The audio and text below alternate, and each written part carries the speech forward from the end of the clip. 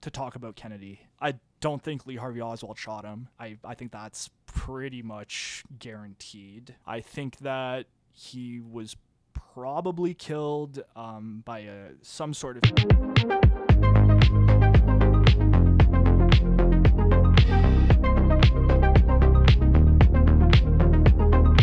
Hello, and welcome to the Necessary Podcast. How are you? Take a seat. I'm Evan from Necessary Information, and I have a very special podcast for you today, folks. I sit down and talk to one of my favorite channels on YouTube, Eyes Wide Open, an expert on all things CIA, in my opinion. His knowledge both impresses and it makes me a little bit jealous, honestly. He's a great guy. It was a great talk. I learned a lot, and you're about to, too. So, without further ado, enjoy. I've literally, so many, backup measures now to avoid losing stuff, because thankfully I ended up saving it somehow, but I filmed a 3-hour-long podcast a couple of days ago and thought that I had lost the audio from my guest completely.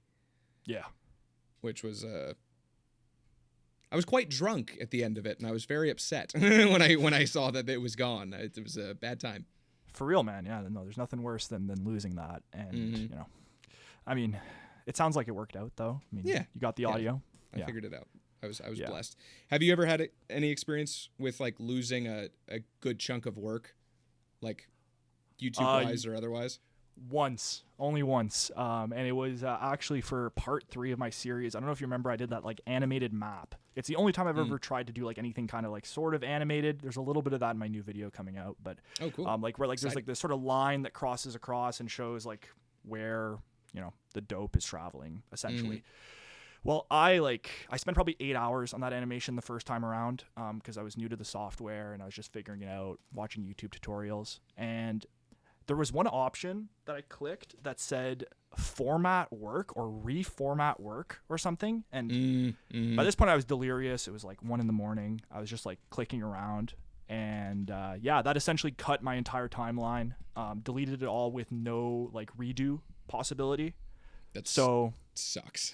Yeah, so that was 8 hours of work gone. So I had to completely redo that. But the second time around was much quicker. So yeah, that's how it always goes for me. I had, oh god, the worst one for me was it's a similar state where you're working so long that you're just kind of not really paying attention to all the details. It can be straining for sure. Oh, absolutely. And I was trying to free up space on my computer, and I saw that my FL Studio file was taking up more than 100 gigabytes of space.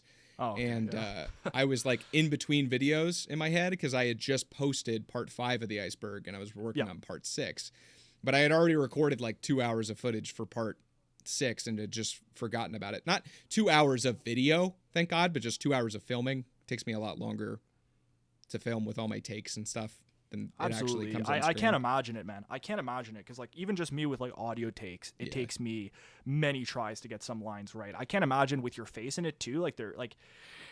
How many times do you do a take and you're oh, I don't like how my expressions look in this, and you have to retake it. Thankfully, I cannot see myself when I am doing it, and I'm not too worried about it expression wise. I mean, it's looked great so far. I mean, you've looked very natural on camera. So thank you. Well, I've been kind of a performer my entire life, but I've definitely gotten a lot more comfortable on camera and on stage after being on camera for so long. Worked the other way around, which was really nice.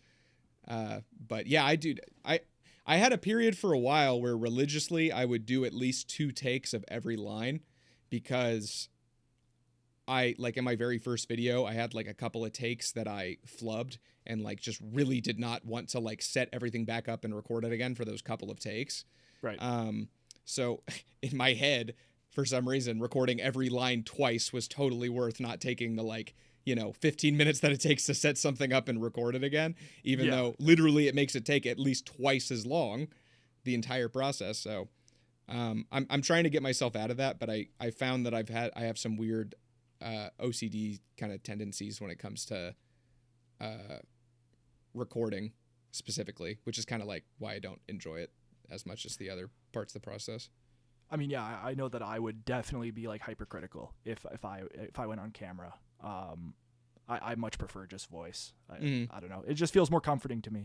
I just feel more Like there's that sort of there is a line between like myself and my audience that I don't really want to open up, you know, like I like having that privacy. I like having that distinction. And I also like not having the anxiety of having, you know, to do facial expressions, for example. Like I can do whatever the hell I want behind the mic, you know?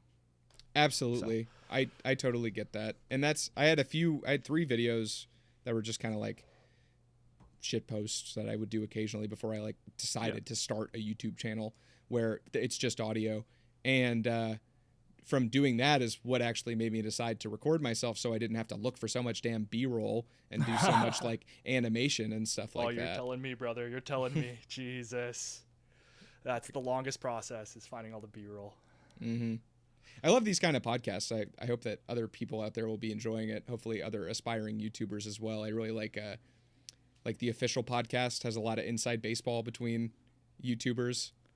Yeah. I mean, I've listened to some of these kinds of podcasts before, especially like before I started. Like the biggest thing to me is thumbnail design, and I'm still not like that good at it. I think that's somewhere where I'm trying to improve. Because I think I actually do think that thumbnail is the most important part of the video. Funny enough, just getting somebody to click on it, I think YouTube like really values that stat over even retention.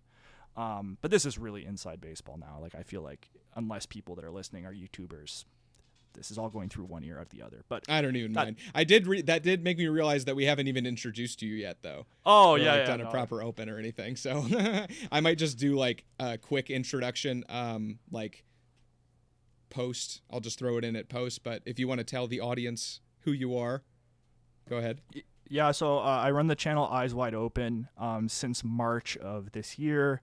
I've been making the History of the CIA YouTube series, which is a series of documentaries going into details about the history of American intelligence, American clandestine history. We touch on a lot of other things as well, just sort of security state in general, law enforcement, anything that's sort of tangentially connected to this sort of story of American intelligence. Because I've never said this on camera, but I fundamentally do believe that the history of the CIA is a parallel history to traditional American history.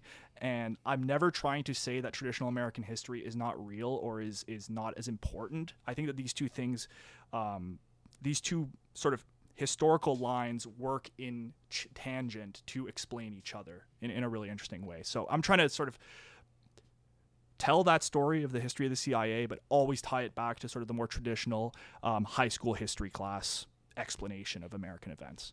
Mm-hmm.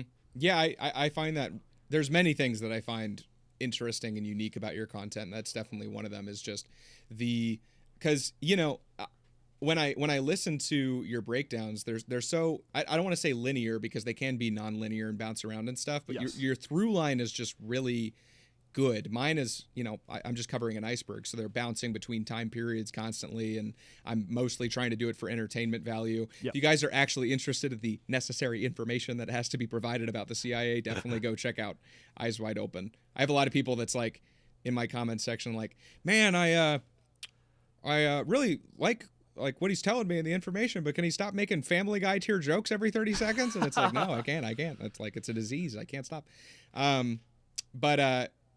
Yeah, I when I'm listening to you talk about that stuff, I'm always kind of picturing other events that are going on at the time, and just kind of how this stuff was going on behind the scenes and had so much of an impact on American world history, really. Like, it's like a cornerstone of everything that's influencing everything else is just the CIA and the deep state in general.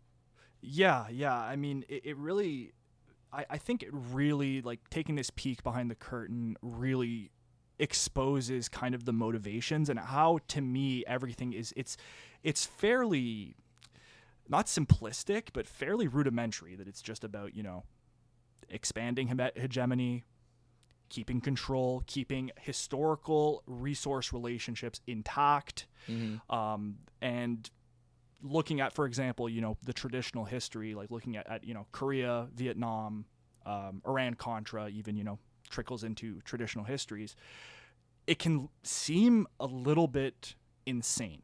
And I mean that in a way where it's like, you know, especially, you know, like, I'm 25 years old. I'm Gen Z, barely, but to me, like looking back at this sort of Cold War mentality, it just seems insane, right? It seems like it's built on this premise that fundamentally, like now looking in 2023, seems hard to justify. But when we understand that second part of the story, that what the CIA was doing, what the Pentagon was doing, et cetera, it starts to, the pieces start to fall together as to what the real intent was in these different conflicts. So I hope that wasn't too confusing or vague, but that's the way I see it fundamentally. No, you put that really well. I honestly wouldn't guess. I don't know if this sounds good or bad. I wouldn't guess that your videos are completely scripted because you sound so natural when you're saying it. It almost feels like you're just going off of like bullet points or something. Like what you just said there, I totally felt like I could have been listening to one of your videos. But I actually have a theory about why just people in general were so goddamn insane for that time period. I really do blame leaded gasoline for like I've made that joke a few times in my videos. I am completely 100% serious about that. Like people were being poisoned during a very developmental period of their life through lead being in the atmosphere constantly. And we are all being poisoned now to this day through stuff that we probably don't even understand. But Absolutely. Like that was a very, like, you can see it on charts. You can see the difference between people living in different areas of the country.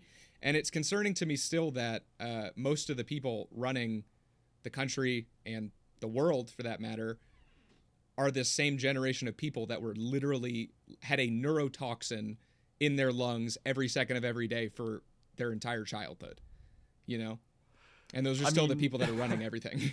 Yeah. I mean, we really don't know, like, what we are inhaling every day. I mean, I think these days about the wildfires a lot. Yeah.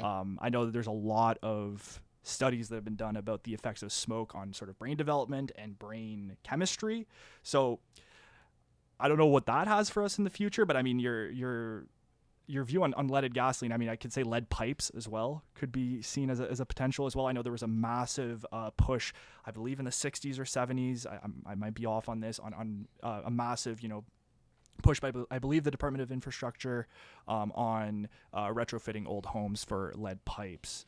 So two types of lead there, lead gas, lead pipes. Same thing happened in the Roman Empire. I mean, people used to use lead for seasoning, like flavoring, to make things taste sweeter. And the lead plates, famously. Oh, really? Yeah. That's what I heard, anyways. That's one I definitely buy it. I mean, they were just kind of just doing the same things that we were, just with less of a scientific method to be able to see if they were, harming themselves with it. They were just in this unprecedented period of growth and development. That all kind of went to shit into a dark ages that I think that we will mirror. I'm a bit of a doomer. Yeah. I mean, it's hard not to be when you're into this kind of stuff. Yeah. And I mean, the Romans had, air conditioning. I mean, really? they had this system. I remember reading about it. It was like, at least patricians did anyways. They had these systems of sort of like air ducts in their house that would cool the air through flowing it beside a stream of cool water. Really insane stuff, like real, like forward thinking. And it's interesting now talking about the Roman Empire, just because, there's this whole meme going around, with the girlfriends asking their boyfriends, how often do you think of the Roman Empire? And to me, anyways, it's like once a day. And I'm like, what does that say about me? That's hilarious. That's really funny that you think about it that often, because I've been talking about this video to people and they've been like, yeah. And I'm not on TikTok or really any sort of social media or short form content. The only reason that I know about this whole Roman meme thing was because my girlfriend told me about it. When I was telling her that I was thinking about taking a break from the iceberg and doing a Rome video. She's like, oh, you gotta, because you gotta. And she's you're striking the iron when it's hot right now. Not really. All my videos take so long to produce that it's probably going to come out when it's not, like, when it's stale and people are like, ugh, more Rome content. It's like wearing white after Labor Day or something, the equivalent YouTube wise. But every day, huh? Seriously? Like I'm just genuinely curious, because I think for me, it's obviously I'm making a video about it right now. So when I was writing it, it was constantly, but I think on my my standard self, I probably think about the Roman Empire maybe like once a week. I mean, that's probably the healthier amount of time to think about the Roman Empire, honestly. Like, I seriously don't know what it says about me. I mean, I read, and like, if any of my viewers are listening to this might like, I don't know. Anyways, I read a lot of Wikipedia, like a ton of Wikipedia. Me Like too. I'm on there probably like on a regular day when I'm not editing, probably like 6 hours, like of just Wow. reading and clicking blue links, clicking. So like inevitably, I'm always back to the Roman Empire. I mean, you know, it's just there. It's so. I mean, you know, you're reading about Italian Gladio 1 second, and the next second, you know, you're reading about, you know, some emperor in 380 or whatever. So maybe I think about it more just because I read more history than You than are a true more. historian for sure. I mean, I try my best anyways. It's pretty hard to. I'm kind of like coming to a point now where I'm like, is anything real? Like, is anything true? Like, what is truth? You know, you have these questions, or like I have these questions anyways, because there's just so many competing narratives about everything that it's like, what is truth? If just because some guy wrote this down, does this make it real? You know, like digging into footnotes. There's more that goes into the research of my videos than it may seem. Like I try to bring a level of fact that I myself can be proud of, but that I know that I've like done the due diligence to make sure that what I'm saying is based in some sort of material fact. But still, you know, what is true? I can tell you that everything you say is based, so you don't have to worry about that. Well, I mean, as long as it's based, right? It's based on what we'll never know, but it's based. I applaud you for that. I know when I first listened to your first, I actually at first like, I hate to admit this, I was listening to your first video like when I was kind of doing initial research and digging around on a lot of stuff for the CIA, kind of like before I even made the first part or something. Yeah. And the intro and like the audio being low, I like stopped watching it for a while and was like, I don't know, like I don't want to listen to this. But then I was like, damn, that actually seemed like it was gonna go really hard. So I like went back to it and I waited to like get home so where I could like get a different where I could turn something up louder because I just couldn't hear it at work where I was at on my phone. And you're like one of my favorite YouTube channels now. So well, thanks, man. No, I really appreciate it. And you're really not the only one that doesn't like that first video. Let me tell you, I have been thinking hard about remaking that video into like a full 1 hour expose, just like much more in depth. People, you know, okay, and like people have gotten so mad at me for saying Pearl Harbor was caught by surprise by Pearl Harbor, or the U.S. was caught by surprise. That one has lived with me to this day. I've thought about making a video just about Pearl Harbor to kind of like engage with that idea, because I think I did oversimplify it. But then again, like, I think people fail to remember as well when they watch that video that like this was my first attempt at making anything like this. Like if you take this one, like this first part, and you compare it to, let's say, like the part I'm about to release on Wednesday, I think it just goes to show like how much I've learned so far already on how to make, you know, a thorough documentary, where my mind is as well. I think a lot of people also got turned off, and I would go back and change my wording on this about me singling out Trump and Trump voters. I think was a mistake, because I think I wasn't clear enough about what I meant. I was more talking in a sense that a lot of the talk about the deep state nowadays is not rooted in any kind of material analysis. It's based more just in this sort of like emotive anger towards the elite, and which is, I mean, that's a Trumpian, you know, that's a absolutely kind of a core tenet of his followers. Absolutely. And I think that it fundamentally being angry at the elite or having some sort of resentment for the elite, I think is a fair position. It's a fair position. But you can't use this term deep state selectively and just put in the guys that you don't like. Yeah. That's essentially what I was trying to say. That like, it's not a partisan thing. It's not it's actually this might even be crazy to say, it's not really a political thing in general. It's very like apolitical, and that's essentially what I was trying to say. It's just a power thing, I'd say, not necessarily. I mean, it kind of brings both sides of the aisle together, in a lot of ways. The Absolutely. Deep state, from my understanding. Like the focus of my videos is not so much on where the parties disagree; it's where they agree, right? And that's sort of my main focus in my research is that. And I do regret singling out, going for partisan talking points in that video. I mean, I was fairly inexperienced. I didn't really know how broad my audience would be either, so I didn't really understand where I was going with that. So I do regret that. I do regret saying that, and I do regret not expounding on what my point was, and just seeming like, like just like a run of the mill, lib, if I'll say that, So. I feel you there. I definitely have both sides of the aisle in my comment section. I think that mine probably lean a bit more left than yours would, even, because I feel like a lot of those people that might be offended by that I know exactly the Trump remark you're talking about, because I just used that clip in. I saw that, yeah. Yeah.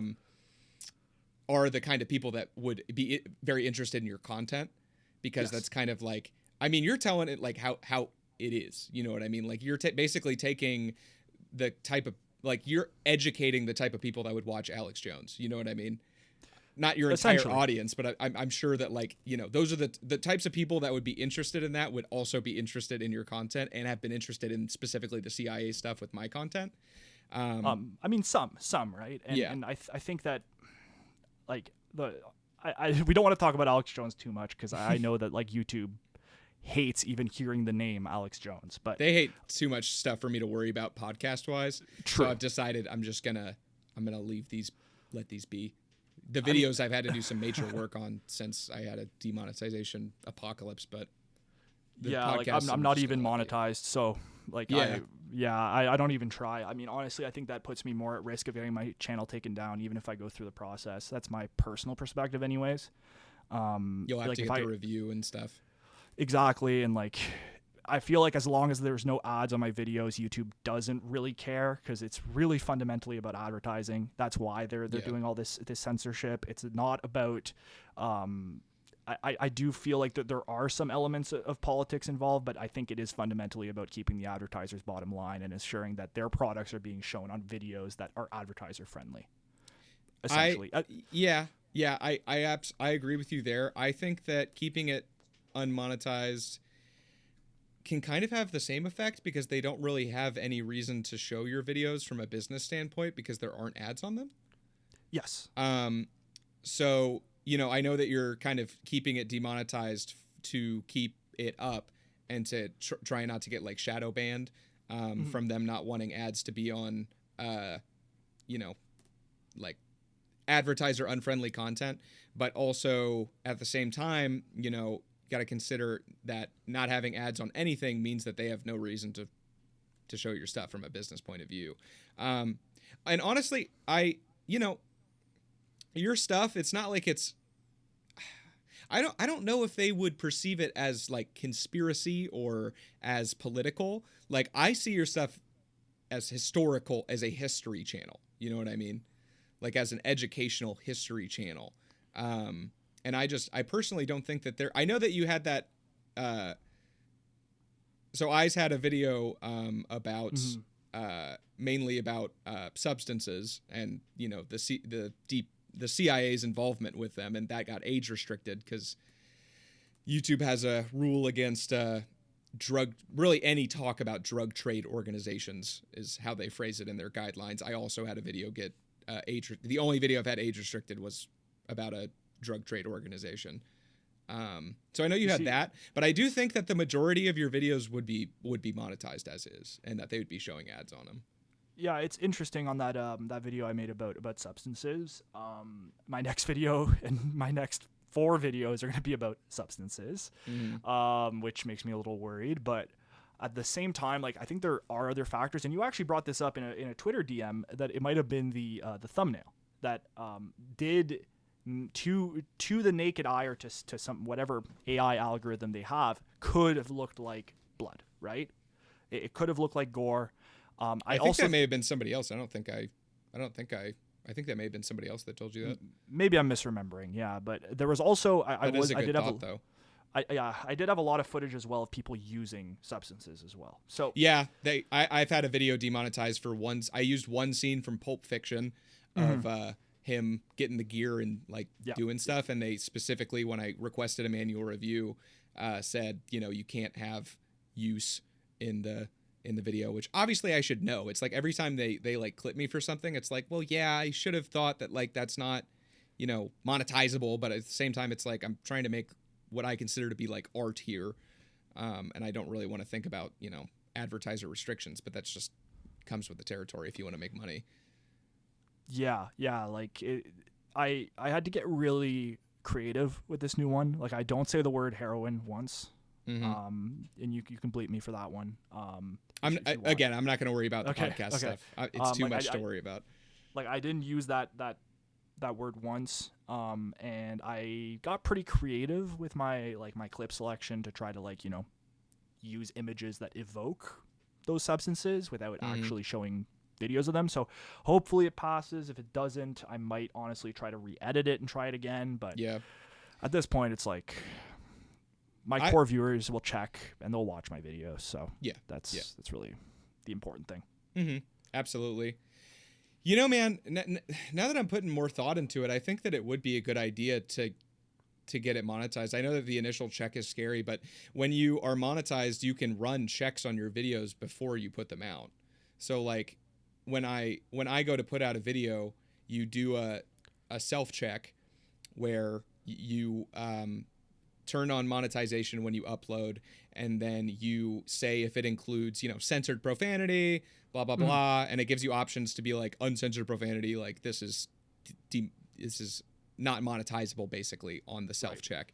And then it does its actual check and it'll give you YouTube's review before you even post it.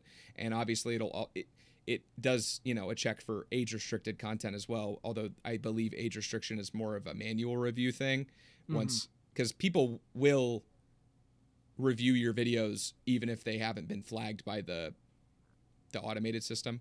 Yeah. Either way, I've been using this system to, I definitely don't want to say get around monetization, but I guess I should say to make sure that my videos are good for YouTube and are advertiser friendly, wherein I will use the checking system. And it used to be that all of my videos would immediately be deemed by the automatic system to be demonetized. So I would do a manual review on them. A person would watch it and be like, this is fine. And now they have a if your self rating is accurate enough, they just use your rating off the gate. And I had a lot of videos that were monetized, like the first two parts of my iceberg that were monetized from their automatic checks. And then a manual reviewer comes along and is like, no money for you. So I rate the video as not monetizable, and then I do a check. So all of my videos are manually reviewed before I post them, basically. And I think that's a good idea. Yeah. I don't know how much YouTube likes that, but I personally, I don't think that there's anything wrong with doing that. Like, I'm just trying to make sure on my end that I'm being paid for a lot of hard work, but also it's good on YouTube's end because I'm not putting out content that goes against their guidelines. I'm literally forcing a manual review to make sure that my stuff is going to be okay in their eyes for advertising. So, you know, I hope that they never at me for that, for talking about that on air. I mean, I think you'll be okay. I honestly think that like their system is probably very imperfect, and it's just comes down to having that manual review and flagging it for YouTube to check. Because I mean, there's millions of videos that get uploaded every day. They're probably err more on the cautious side than on the more open side, just fundamentally because of just how much content gets uploaded. But at the same time, man, I'm like, this stuff's so strict. It's so strict. It's like in the weirdest ways too. Yeah, like what you said about drug smuggling organizations or whatever, right? I'm like, this is pretty out in the open now. Like like after the 80s and after Iran-Contra, like there's really no questions anymore about this being at least something that the CIA engaged in, right? Mhm. Like it's basically on the record. So why are we still seeing this pushback? It's really, it seems like it is an attempt to control the narrative at a certain degree, and to make sure that this stuff doesn't get talked about. Mm-hmm. I don't you mean from like a YouTube, like YouTube age restricting the like drug trade organization content perspective? Like, Yeah, is that like they don't want? I mean, like I don't even talk about consumption. I don't talk about Yeah. any kind of like I don't even really talk about the narcotics themselves. Like Yeah. I don't even like it's not a dangerous video in the sense that it's promoting the use at all. I'm quite open in my videos about being against this whole paradigm. Like it's quite negative for the world. Yeah. In a lot of ways. It's not like as you're I'm saying, sure- I'm "Hey, sure. I love the CIA dishing out that cheap heroin." No, there's nothing better than the Golden Triangle, brother. Let me tell you. That shit goes hard. Yeah, no, like it just confuses me because it's like, but I guess it shouldn't confuse me. Like maybe I'm being naive, but No, I I just I think that they're not. I don't know. YouTube, I think, especially at its inception, was there just to have people make content and stuff, and it started out with these really altruistic goals, and now they have to deal with advertisers used to television, where they can review every piece of content and put notes in directly with the producers to be like, change this because our this toilet paper company doesn't want you to say shit here. It might make people want to go shit with somebody else's toilet paper or something. They have so much control that they've just really just kind of fucked YouTube into fucking over its creators, and YouTube's been doing better about it. They've been making some good changes lately, which I'm really happy to see. But I don't necessarily think that it would be YouTube trying to like control the narrative for like the deep state or like the CIA to be like, we don't want the information that they are, doing all these things that they're doing with substances. I think it's just more advertisers just wanting to steer clear of drugs and violence and stuff in general, and how they classify drug trade organizations as kind of as relating to drugs and violence as you can get, which yeah. I mean, it's strange though, right? Because you'll have a video, about for example, about the Holocaust that will get monetized, and of course, that's very important, and that's it's important to have these historic accounts on video, and I'm all for it. But that's an equally if not much greater depiction of violence on screen and shocking, right? And I mean, any other number of atrocities could get monetized, right? But it's the certain events that can't be that. It's, and I often talk about this, that I don't think that they're in a smoke-filled room talking with the CIA about, okay, what are we allowed to talk about and what are we allowed to monetize, right? I don't think it's like that, but I think that there is a certain symbiosis there where at the end of the day, these topics are not marketable for a reason. Yeah, no, I mean, I understand it when looking at it from that perspective. It's always just frustrating as a creator.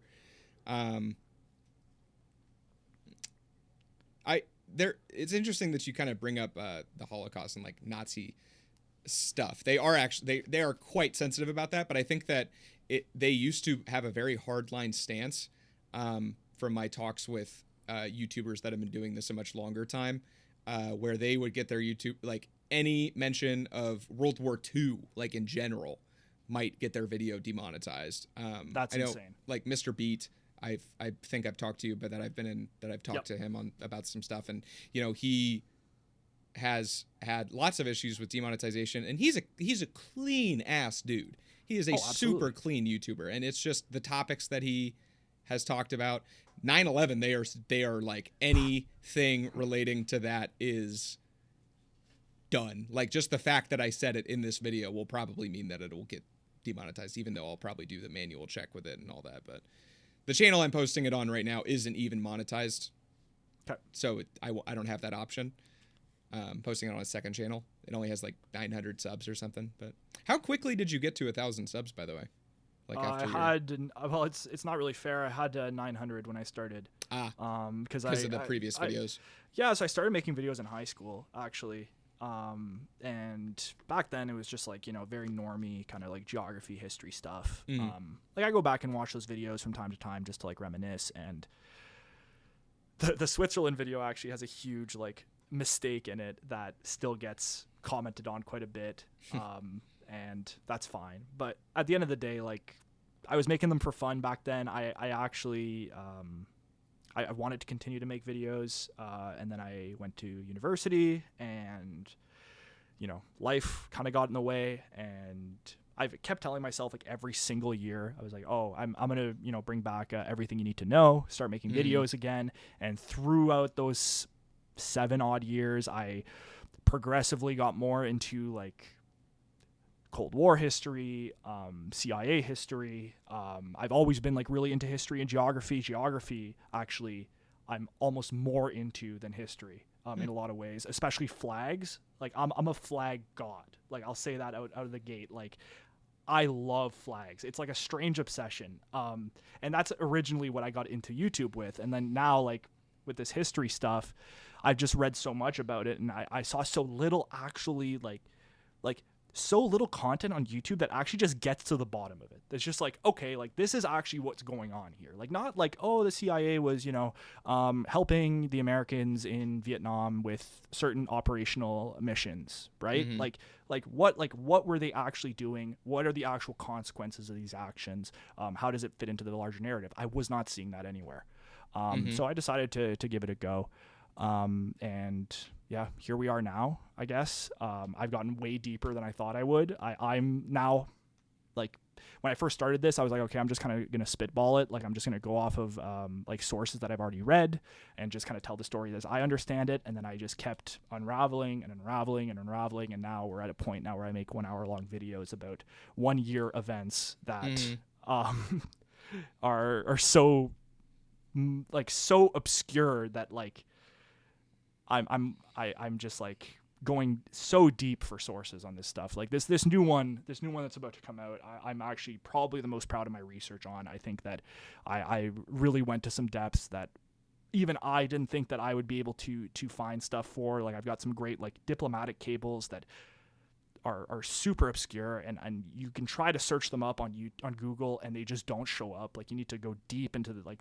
Anyways, I'm very excited for this next video, just from a research point of view. I think it's one of my best so far. That's great to hear, man. I respect the hell out of that, because that's super cool. That's super cool that you're like pulling documents that you can't even really find on the surface web. Is that kind of what you're getting at? Like you had to go, like how did you actually get like your eyes on those? So there are URLs to these. They are on government websites. It's just if you punch in the names of the people in this memo and like the subject of the memo, it will not show up in Google searches. Like it's they're I don't know if this is something that they've designed it this way, or if they're just so sort of marginal in terms of people searching for them. But they just don't show up in Google searches. Like I found one in like a footnote to an essay that I was able to pull out extra information from. One I found, I bought this book recently about, that was sort of a summary of the Pentagon Papers, which in the, I guess, early 70s, I want to say, bunch of, early 70s, like late Nixon era, a lot of, sort of a massive dossier of Vietnam-related files were leaked to the Washington Post, and these include all the way back to like the early 1950s and late 40s about American policy on Vietnam. So in this book, they make mention of a diplomatic cable that is being referred to in a like policy piece within the Pentagon Papers. So anyways, like I had to go and like dig and find the like box on the Truman Library website where this damn cable is stored, and turns out it's quite fascinating. I mean, turns out, basically the, embassy official in Thailand basically like outlines the entire scheme that they had been setting up there in no uncertain terms. It's once you start to look into this stuff, it's like people aren't really trying to hide it. Like I'm kind of rambling at this point, but a part that I find really frustrating about this whole field is that people are like, oh, if all of this is true, wouldn't have somebody have said something, right? Mm-hmm. Well, people do say it all the time. Like it's quite open if you look for it. So that's where I'm most proud, is that I've actually found some like actual primary documents of people explaining the policy of the United States that is backed up by secondary sources as well. So yeah, so it feels pretty good once all the pieces come together. I'd be proud of that work, man. I'd be super proud of your work, because, like, you know, there's definitely a juxtaposition in. I think if I had not just on a whim decided to talk about the CIA, you know, our channels would not, you know, have some sort of connection, just in that you know, before I was talking about the CIA, I was talking about like huffing shit, and and like weird shit that rock stars did. And then I guess the my hippie mafia video, which is about the Brotherhood of Eternal Love, if you're familiar with them. I haven't actually heard of that. Really? You'd find it fascinating. Yeah? I would absolutely say so. Yeah, so it was basically a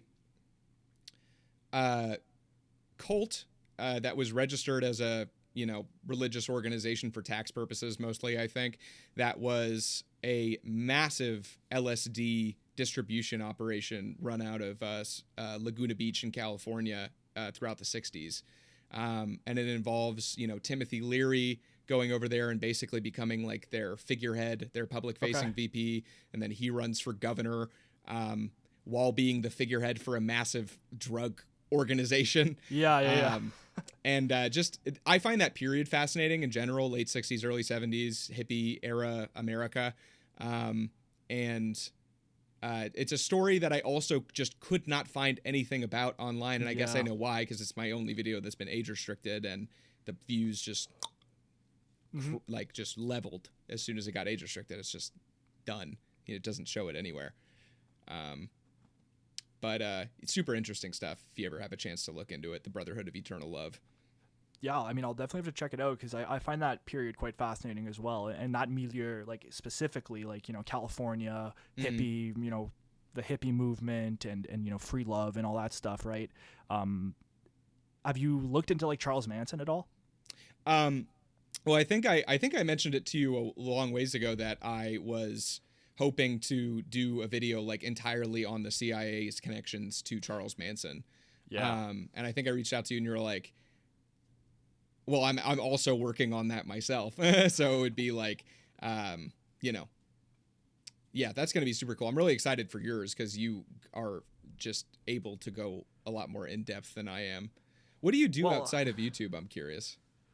Man, don't like at yourself if you don't feel comfortable, but I'm just. I'd rather not talk about what I do outside of YouTube. I do really value my anonymity. I make a big effort online to stay anonymous. We all deal with paranoia. We all deal with that, with those emotions, and I'd rather not talk about it. You know, like at the end of the day, like I'm really into movies, music. I'm a big football fan. Go Bills, and yeah, that's about it. Honestly, like outside of work, like, or out of YouTube, outside of work, I'm a fairly like stay-at-home guy. Like I don't get up to too much. I work on videos, I watch movies, hang out with my roommates. That's about it. I guess if you're comfortable with answering this, because it's really the only thing that was so like, would you say that in your profession, like you devote like more than 40 hours of your week like toward a totally separate, you know, thing that you have to do for money? Oh, absolutely. Yeah, I do this part-time. Yeah, I see what you're saying. That's impressive, man. You get a lot done. Because I personally know that it is very difficult for me to keep running with a 40-hour a week job and trying to grow the YouTube channel and trying to take care of myself and have friends and a girlfriend at the same time. So well, yeah, we were talking about that earlier, like a little bit, like how, if I don't know if you feel this, like every second that you're not working on a video, you're like, it feels like, it almost feels like a second job, you know? And I don't mean that in a negative way, because I would really love to do this full time and be able to devote myself fully to it. But at the same time, like having this as a second priority, it definitely adds an element of like an element of work to this and making it feel like a second job, which essentially it is. I do treat it that way. I treat it as I need to put in a certain amount of hours every week into working on this. I need to, if it either it's researching or if it's recording or it's writing, right? I need to devote a certain amount of time to it to ensure that videos get out at this rate once a month, essentially. But yeah, like I wish I could devote myself fully, because if I could do this full time, I could probably release 2 a month, which would be great. That's what I want to shoot for when I'm able to do it full time. I'm planning on, man, I'm the initial plan was to go full time in January, but I'm getting real burnt out, so I think I might, me going full time involves a move across the country to be somewhere with cheaper living. So, there'll probably be a break in my productivity during that time. So it may be more like December, January, but I'm hopefully going to go full time in November. It's the other thing for me, man. Like I feel the same way, because like, I'm Canadian, and the housing here is insane. Like it's insanely expensive. So it's like, I was doing the math, and I'm like, to be able to just like afford my basic livelihood, like I'm just not there yet. Like I'm not close enough. I need to pay my bills. I need to ensure that I have the livelihood that I need to at least afford, rent, utilities, basic stuff, car payments, right? Yeah. And it's like, I just feel like I'm in this mode now where I won't be able to devote myself full time to this at this period, and I don't have any plans to for now. Like if it happens that way, it does, but at the end of the day, like we live in an expensive country here. You live in an expensive country as well in certain places, or most places, we'll say now. I mean, I live in a very expensive city. The public knows what city I live in. I live in Austin, Texas, so it's it's very expensive, and that's why I need to move to be able to do it full time. Yeah, that's kind of the way I feel as well about it. And it's like, I mean, we just live in expensive times, and I mean, you got to make ends meet at the end of the day. It's not like, and I don't know. I mean, like you said, your channel's not monetized, so I mean, it's pretty difficult to, get to. I'm gonna take your advice. I'm gonna try monetizing it. And I would hate to be the guy that like tells you to monetize it and then something goes wrong in the review process, but I mean, like, I don't know. I just, knowing that my channel is monetized, especially with what I had on the channel at that time, like, I don't know. I just can't see them in good faith, like not pushing you through. And you get access to a lot more tools and help once your channel is monetized. So. Yeah, definitely. Just don't blame me if anything goes wrong, brother. Best of luck. I'm praying for you with that. No, thank you. It's always scary. Honestly, like I've started experimenting with Patreon a little more, and I'm thinking about ways that I could sort of leverage that platform better as well, to give more incentives for people to make that leap. Because it is very helpful. I'm super thankful to my patrons. They really help make ends meet and help me, sort of mitigate the costs of buying books is the big one. Like these videos take a lot of research and a lot of reading, so it's really appreciated for that. As it is now, like it's paid for my new mic, which has been super helpful. So it at least helps to mitigate the costs involved in improving the channel, right? I mean, like that's the way I see it now, which has been super helpful. That's kind of the way that I'm looking at, because I'm also trying to get creative with the Patreon stuff. That's kind of what spawned the podcast, was me wanting to get fans on and get some money in that way. And I feel a bit dirty about like charging $150 for somebody to like talk to me on air. My time is money, but like I just like I'm thinking of it I'm doing it for people that enjoy my content, which obviously somebody paying $150 to come on my podcast enjoys my content quite a bit. I'm doing it so that I can make more content for them, twice as much content for them as soon as I can quit my job, And with my job, I am able to work on YouTube for a good portion of my day at my job, in front of a computer, and I have a lot of downtime, and it's a night job, so I'm there until 2 or 3 in the morning. Yeah. Like half the week, 3 out of the 4 days that I'm there. And they're like 10-hour shifts and whatnot. So, I already do get a lot. Like I do a lot of YouTube, like maybe 40 hours a week in total. But, you know, I will be doing a lot more when I, you know, so I don't know. It still feels weird to me, though, to be charging people for stuff like that. But I mean, it's what you got to do as a influencer sometimes. Definitely. And, you know, like I always position my Patreon as fully, you know, optional for now anyways, to get all the content. Like, you know, you get it a week early. You're helping me out. That's really like the way I frame it to my viewers, and those that have joined on the Patreon, I think view it that way, that it's really just an extra bonus, a donation, as you'll see, to help my work and to help me continue to make these videos. But yeah, like I guess to help my work and to help me continue to make these videos. But yeah, like I guess to talk about Kennedy, like I forgot that we were supposed to. I was really excited for that. We kind of talked beforehand, and decided that we wanted to talk about JFK and everything revolving around that situation. I totally forgot. Spaced on that. What a good host I am. Now I'd love to. Please get into it. Yeah. No, and I just wanted to start I'm thinking about how I want to do this like Kennedy series for my channel, because I've been like I've been teasing to it so much at this point. Like it's like every video I'm like, oh, if there's like a Kennedy connection to this, I'll throw it in. Why not, right? Like, and it'll be fun to talk about it. But like I'm like thinking about it now. I'm like, how am I going to put this thing together? Because it seems so daunting now that I'm going to be building up to it so much that I'm like, I don't want to leave anything out. Is it going to just take over the channel, where it's just going to be like, oh, Kennedy assassination for a year? Like, you know, that's how I feel about the iceberg for sure. Yeah.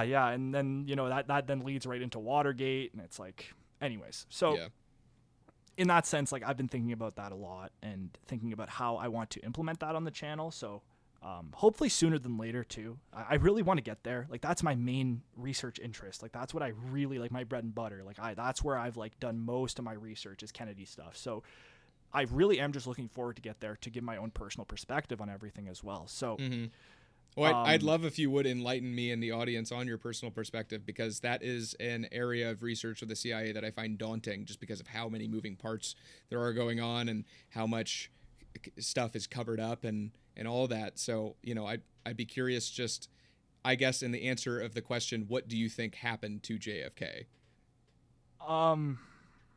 Does not have to be short and sweet. I just go ahead. I mean, I don't think Lee Harvey Oswald shot him. I think that's pretty much guaranteed. I think that he was probably killed by some sort of CIA mob plot. I think, and I honestly, like, my questions that I'm more interested in than how is why, right? That was going to be my next question. Yeah. I find that much more interesting. Like, not to say that like all the ballistic stuff and all the, you know, magic bullet and all the, you know, all the sort of accounts of Oswald afterwards aren't interesting, and I'm not going to touch on them, but I find it way more interesting to sort of ask, why did this act even happen, and why was there a alleged conspiracy surrounding it, right? And I keep bouncing around because there's a lot of different reasons why. I mean, the main one that people talk about is Cuba, and I think that that's sort of the obvious answer. Yeah, you know, that it's this as Nixon said, you know, it's the whole Bay of Pigs thing, right? I mean, it's I mean, at the end of the day, that was a big moment for Kennedy of standing up to the CIA and essentially standing up as well to the mafia across the United States that had massive financial ties to Cuba and massive financial investments in Cuba in the casinos, but also potentially in the substance trade as well, that I'll get into later in this series. But I think it was about Vietnam, fundamentally. I don't know. I still wrestle with the idea, as I think every single Kennedy researcher does, about whether the United States would have entered Vietnam if Kennedy had survived for a second term. But I do fundamentally think that it came down to that, and it came down to the United States was so ready to enter Vietnam at the end of Eisenhower's presidency. It was looking so good for them to get in there. There was so much built up supply too, in terms of, you know, the military industrial complex had Korea in the 50s. And then we're talking about, 1953-ish when Korea ended, 7 years, right, to Kennedy. And there had not really been any major wars or any major, way to spend that supply, right? I mean, we're talking, a country that is deeply dependent on the arms industry by this point, deeply interlinked in a lot of ways, and that continued to grow throughout the entire history of the United States, throughout the Cold War.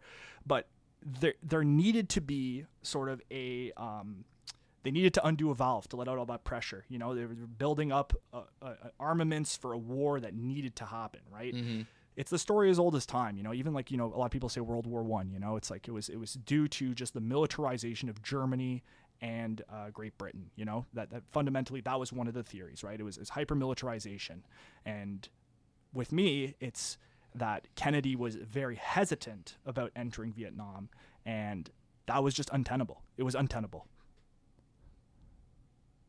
Yeah, that's aspect of it that I hadn't considered, because I also am very curious as to the why, because as far as the how, kind of like you're saying, I think that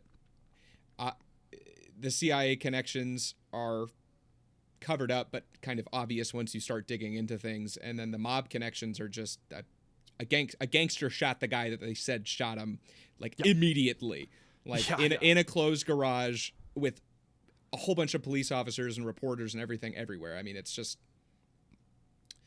But I hadn't considered the military-industrial complex angle, and that makes a lot of sense, knowing, just how the deep state in this country works and how tied it is to keeping that capitalist machine running, and how keeping the elites happy, and how tied the military-industrial complex is to both of those goals.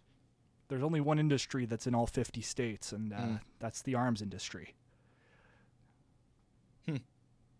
Really? In what capacity? Like, all 50 states have have some sort of link to a defense firm. Have some sort of employer that is a defense firm, be it Lockheed Martin, be it Raytheon, be it whatever other arms manufacturer. It's embedded in every single one of the 50 U.S. states.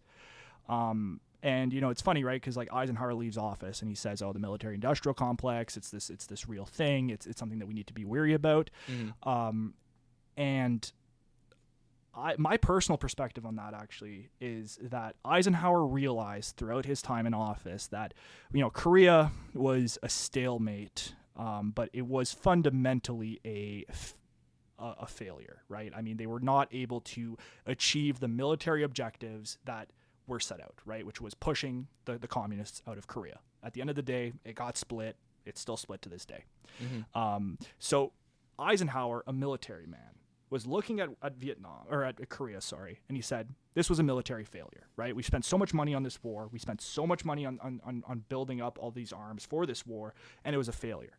But then he's shown the CIA overthrowing the democratically elected government of Mossadegh in Iran in 1953. He's shown Guatemala in 1954. And then he's probably privy to the plans to overthrow Lumumba in Congo in 1960. Mm-hmm. So what you see here is a failure of conventional militaries and a victory and a cunning ability at getting successes by the CIA. So what does the military-industrial complex speech tell us? Oh, the defense spending is not a great way to spend our budget. It's a waste of money. We could be spending way less money on the CIA to do these covert operations and get better results. Mm-hmm.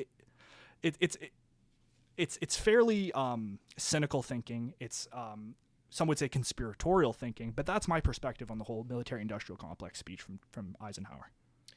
I mean, it's business, Exactly. That just makes sense from a business perspective, which, at the end of the day, a state is generating income, and it has to, it has to decide what it wants to do with that income in the most economical. Well, I mean, things definitely get complicated there in terms of, are they using it honestly and correctly? But no, that you have just such a unique take on these things. Maybe it's not I get it is unique just because people don't talk about this stuff really online. Yeah, I mean, like I think you pick such a good niche, and one that really people are hungry for, and that there's not enough demand, there's not enough supply to meet demand on. Well, I try to bring rigor to this topic as well, because I think a lot of there is a lot of talk about the CIA and this sort of stuff online, but it doesn't really take a scholarly approach to it. It oftentimes it's I don't mean that in any way. Like, I mean, I think that what you're doing is important as well for just getting the facts out there. But like I mean, fundamentally, like, a lot of this talk about CIA just devolves into these sort of conspiracy maps that are based more on emotion than on actual material facts.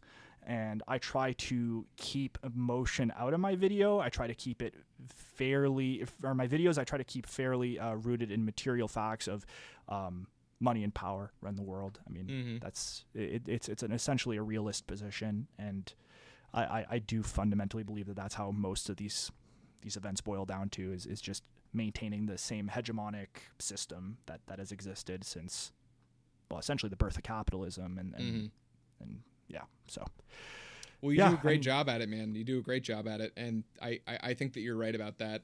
And that's what impresses me so much, is just the scholarly depth that you give to it. It's super unique, and the fact that it's like the videos are like well made as well. Like, they're well edited, visually pleasing. Like, you find good, solid like B-roll and stuff. Yeah, like I actually studied film. I studied film in undergrad, so that makes sense. Yeah, that makes sense. This is all sort of residual from what I learned from that. I mean, I wanted to work in film, and then I sort of realized that where I was living was not really a place that film existed, as I'm sure many film graduates feel. So I decided to retrain into a more, I guess, profitable or more modern, or more, I guess, a field that was more suited to the place where I live versus having to move to. You mean with YouTube? I mean, just like when I did my master's, like I restudied and I just did like. Oh, I see what you're saying. Did something different. Just to just have a more variety of skills that I could apply to different work environments, instead of just having film and media background, which. Just if you're not in a place where you can do film and media, it doesn't. No, exactly. Like, I don't live in Hollywood. I don't live in Vancouver, so it's like yeah. Interesting. I never went to college, and do not intend on doing so. Did you have a good experience with it? Yeah. I mean, I enjoy reading. I enjoy studying. Yeah. Like, I'm a pretty I'm a pretty big bookworm. Like, I just read a lot in general. So I found it to be fairly straightforward. I've always been pretty good at forming arguments as well. So, I mean, I didn't really find it to be too difficult. Like, film and media, like, it's my passion, honestly. Like, beyond all this like CIA stuff that I've gotten so deep into, like, I love films. Like, I've watched a ton of films. I love talking about films. I love going to the theaters as well. Like, it's always been something I've really enjoyed. So it was honestly, a lot of the studying was more didn't really feel like much of a job or much like labor, because it was just something I was really enjoying at the time, and being able to work with cameras too was great. That's good. It definitely sounds like it would be very very interesting to go for something like film or art in that capacity. I was always just more of the mindset that my time would most likely be better spent just pursuing those endeavors, as opposed to mostly just the financial investment that it would take for me to. I don't know how it is in Canada, actually. Is it comparable to the United States in its education system? Is it quite very unreasonably expensive over there as well? Not to the same degree at all. Not to the same degree at all. Like, I've heard of like, tuition fees in the US being like what, like 30 or 40 grand like a year. Like, is that that's pretty, that's standard? Not even like on the high end. Yeah. Like, here, a typical year of tuition would cost like 8,000 to 10,000 Canadian. So like 6,000 to 8,000 American. Wow. Yeah, that's a man might have gone to college if that was the case here, but I just think it's, honestly, if your parents aren't paying for it, I think it's a bit of a, I think it's a very unreasonable financial choice to force on an 18-year-old, really a 17-year-old or a 16-year-old, because you have to do so much planning and searching for places before you just pull the trigger with it. And there's just I think that it's going away now, at least in this country, because of how ridiculously expensive it is. Yes. But people kind of, when I was growing up, kind of made you feel like a dumb piece of lazy shit if you weren't like planning on going to college. And I always just thought, like, you know, I don't really think that I have like negative value as a person because I don't want to spend hundreds of thousands of dollars on having to like do more homework. Like I'm ADHD personally, so like I have to be very interested in what I am researching and talking about, and really in any of my endeavors to get an adequate amount of effort into it. And I just felt very strongly that I would have failed out without having, you know, parents around to force me to do schoolwork. So well, I think you're totally right. Like if I had to spend what the regular college tuition fees are in the US, I probably would not have studied film, and I probably would have been more probably less happy as well, honestly, because I would have probably picked something where it's like, okay, look, like I need to pay back this, you know, what's going to end up being 150, 200 grand worth of student loan debts afterwards. So it's like, I better be able to find something that's going to give me some income like right away. Right. Yeah. And I feel like that's kind of the problem with the American education system in terms of like higher education, is that it disincentivizes people from studying really what they want to study, and instead pushes people, at least average people, you know, not people that come from, you know, very fortunate backgrounds, but like average people, you know, working people, it forces them to either make the choice like you had to make, you know, do I go to college and study something I don't like to make money, or do I not go to college and not be burdened with all this debt? And I think that's a totally fair, you know, like choice to have to make. And I think it's ridiculous. If you have your heart set on being a scientist or a doctor or a lawyer or like this very specific like niche of employment that makes a lot of money, and well, the scientists not always, but just something that requires a lot of education, and you know what you want to do and you're going there, it makes sense. It's still unreasonably expensive, but it makes sense. But I always wanted to be a stand-up comedian. I always wanted to do something with comedy. That's why I moved to Austin, Texas, was to do stand-up, and I kind of did the YouTube stuff as like an afterthought, and now I enjoy it much more because you have so much control over it. The barrier to entry financially is much lower. Yes. Although there's nothing like the atmosphere going and doing stand-up comedy, like just the people around, and it's spectacular, but it's not something that is realistic to do professionally, really. I mean, man, it's insanely challenging too. Like, kudos to you for even attempting, because like I can't imagine going up there and just bombing, you know? It is not fun. No, I bet. But I've always been kind of a adrenaline junkie. Yeah. Which helps with the nerves I chase that, and as far as like the actual just the bombing, it's just, I don't know. I've had to move around a lot as a child. I think that's what kind of turned me into like a natural performer, is I always had to make new friends constantly every couple of years, because my parents would be, a military family. We'd have to move constantly. Yeah.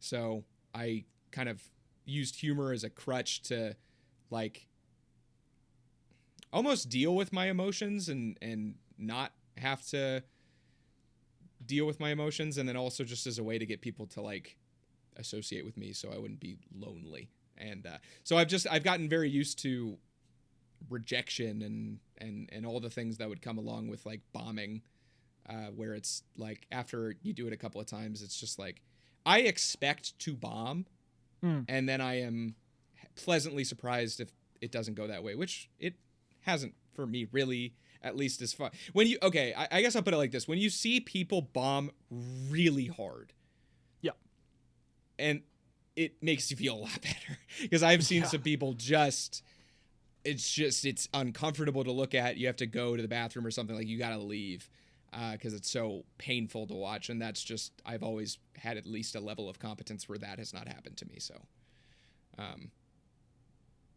Yeah. I'm glad that I get to do something relating to comedy now, though, for, like, it's not my main job, but at least, I don't know, it's very fulfilling. Well, definitely. I mean, it must be good practice too if you ever want to get back into stand up, even like just like casually, you know, just having to like write jokes. Like, I mean, you basically have a joke for every single entry on the iceberg.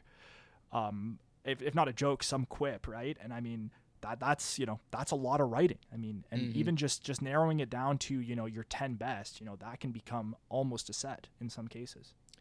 I don't even do a second draft with my YouTube videos. Really? Yeah. All my videos are so like my process is that I will I'll usually collect notes on the entry that I'm doing, and then, or really whatever I'm talking about, and then I will write kind of based off of that curated list of notes, and I will make it funny from that. And then I come back to the script to like collect all the visuals that I will need, kind of like as I go with the script. So when I'm going back to like collect assets, I'll fix stuff or I'll do a little bit of punch up, but I don't know. I don't do, like I said, I'm ADHD. So like when something becomes like work to me, it just like doesn't get done. And like rewrites have always kind of felt like that. So I always just kind of make sure that it's good the first time around. So I don't really narrow anything down as far as that goes, which works a lot better for YouTube than with stand-up, because stand-up, it just everything, like it has to be really funny. You get like 3 or 4 minutes to be really funny in front of real people. And with YouTube, I can rely on the information. The information gives me a lot of content to work with, because that's another thing that's so difficult with stand-up is you're just pulling shit out of your ass. Like you're not... It's just words. It's just, like you start with nothing and you have to be funny from that, you know. It's helped my writing immensely with jokes to pick like writing based off of historical topics has taught me to pick a topic to make stand-up about instead of just kind of, I don't know, like winging it in a sense. But I mean, it's impressive that you can go off of notes, like, because I need it to be like pretty much exactly what I'm going to say on camera, or else there's you know? It is. No, mine's scripted out fully. Okay. Yeah. Okay. Yeah. I just don't do a second draft of it. Okay. Yeah. Okay. That's, fair enough. Yeah. Because otherwise, like, I've tried to go off the cuff before and just with like basic bullets, and it never comes out as good as if I put it out on paper exactly how I like it, you know? Mm-hmm. Absolutely. Yeah. I still have ums and uhs in there as well. And that's a big reason for like how many takes I do of the stuff, but just putting at least 100 hours into recording stuff now has, you know, you get better at it. And, I do stuff off the cuff now, jokes mostly. And it's, fun, super fun to do stuff like that now that I'm comfortable with it. It used to be that it was like letter of the word, everything on the paper, was what I would say kind of robotically, but now it's a lot easier. See, it's improvement. Yeah. It's all about growth and making sure every video is better than the last. And I guess I kind of want to ask you, how much did you know about the CIA before doing the iceberg? Nothing. Like the bear, like you know. Well, I mean, I knew, I knew the like I saw it as a conspiracy that they like killed JFK. Like I was completely uninitiated with really anything that I knew that MK Ultra was a thing, and like the basic outline of what went down. I knew a bit about black sites and Guantanamo Bay and like some of the stuff that goes down in the Middle East primarily went down in a certain time period in the Middle East. I mean, we were alive for that too, right? I mean, we saw that shit on TV, you know, we heard about it in the news. Like, even if we were just kids, you know, it's like, it was still like, I mean, we both grew up with the Iraq War, you know, like that was our generation. So I just turned 22, so we're like about the same. Oh, okay. So you're a bit younger than me. Yeah. But like, just a bit. Like, I remember like sitting in the living room, like growing up and seeing tanks in the Middle East and being like, what is going on? Like, you know, like Yeah. that was like that. It sounds crazy to say, but like I must have been like 6 or 7 years old, and like that was the moment where I was just like, why are there American soldiers in the desert right now? Like it just did not compute in my brain, and from there I continue to sort of ask myself why, you know, like why is this happening? And I mean, it's impressive that you didn't know all like the details of the stuff you were talking about, because you sound very authoritative in the videos. And I mean, I guess you are now at this point. I mean, you've researched the entire iceberg. You kind of have the full picture. Like, what is your takeaway? Well, I kind of research per entry. So even like now, I don't know what the fuck I'm talking about. Like when I get to an entry, like I just did the Olaf Palme assassination, pretty much was the last thing I worked on. And you know, when I got to that, I don't know what the fuck, I don't know anything about it pretty much. So I have to like literally get all the info before I get to writing about it with the iceberg. And the fact that I am so authoritative about it has made me not trust other people on YouTube, because like when I started making content, it made me realize that like you can't really trust information, period. And then you add the extra layer of information on the internet. And then now you have the extra layer of like people that are making like YouTube videos. Like I always used to if somebody had an air of confidence in what they're saying and the production quality's high and all that, I was like, well, that's probably fact. Like that's probably true. And just knowing that like I'm a fucking kind of a dumbass in a lot of respects. And like, I'm just saying this information, which I do my best to make sure that everything is accurate. I certainly don't like spread misinformation, at least intentionally. But like the thing with stuff like this is it's so damn complicated that to really get a full picture is damn near impossible, especially with the time constraints that I have for research. So especially as the iceberg gets deeper, you pointed out to me that the iceberg isn't really set up like a traditional one where it's based on obscurity. It's really more based on complexity. Yes. Until you get to the last tier, and then he just threw a whole bunch of like stuff that, you know, are like, you know, not proven, like neon green entries. But I mean, that's some like once you get to the bottom there, it's all like very tinfoil hat. Like, like I'll probably full on. I have a tinfoil hat that I wore for like one bit, so I'll probably just keep that on for the whole last tier of the iceberg. Honestly, it might be for the best. Yeah. I mean, what's your takeaway though? Like, I'm curious. Like, what do you like? Like, you've gone deep, man. Like, you've done Timber Sycamore. Yeah. Right. Yeah. You've done like Gladio. You've done. You know, you've done Iran-Contra, a lot of Iran-Contra stuff. Was Indonesia. Really, I mean, you know, it definitely. You know what? I can't say that I'm particularly surprised, honestly, from like I know a lot more about the specifics now, but I always knew that the CIA was this corrupt pseudo. People describe it as like a terrorist organization. Yeah, and in simply the fact, yes, they have like committed and been supportive behind state terrorism. So I guess you could say that, but I am shocked by some of the blatantness and some of the sheer depravity that they've been behind supporting strictly for, as I always say in my videos, shitting on the heads of communists. But I guess the takeaway is that I wasn't really particularly surprised with just. I don't know. I always knew. I've seen American Dad. I always knew that they were this wacky ass fucking like off the wall Looney Tunes-esque organization, and that's why I wanted to do the iceberg, even though I didn't have a lot of specifics about the agency. I did know that it's insane, and in a funny way to me personally. It's there, and it's interesting covering it in the way that I do, because there's nothing funny about it really at the end of the day.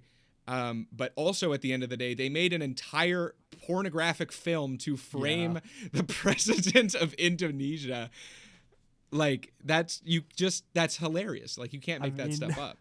They knew their target. I mean, Sukarno got around, right? I mean, like this dude was like a serious womanizer too. So it wasn't like the craziest idea in the world to try to like create this fake film, but it's hilarious that they even did that. You know, it's like It's even funnier to me that the KGB actually like filmed him doing it too. did they really? Yeah. I don't know how much of the iceberg you've seen. No, I've watched like most of like the first and second parts. I've watched It's a lot of content, little, especially yeah, when you know all the stuff already better than I'm explaining it. I mean, it's a good refresher, but I do find like a lot of the time, like I see the entry come up and I'm like, all right, I know where this is going. You know? Like, I hope you can at least are somewhat entertained by the jokes since you're so into that. Like I'll watch Archer. I've been watching Archer lately, and they'll make some really surface level like CIA jokes about like waterboarding and stuff, and they're so much funnier to me now. But I lost my train of thought. What was I talking about? You were talking about the Sukarno KGB connection. Yeah. So they did it first, actually. So they so here's my understanding of how this went down, right? So from my read of the info, Sukarno at some point on a diplomatic trip to the United States shocked his government handlers by requesting that they provide him with prostitutes. A classic Sukarno move, some would say. So what I got from that information is that he must have pulled the same "Ayo, give me hookers" routine on a trip to the Soviet Union, a country where I imagine that request goes over a lot more smoothly. So they took that as an opportunity to score some geopolitical blackmail, and they at this point, it's not my implication. It's on record that they sent flight attendants to his hotel room after, I assume, he requested prostitutes from them, and then they filmed him. It was a rigged room. They filmed him having sex with multiple like flight attendants, and then they actually presented him this tape that was made like for blackmail purposes, and he was stoked. He legitimately asked for extra copies of the tape to take home and said that the Indonesian people would be proud.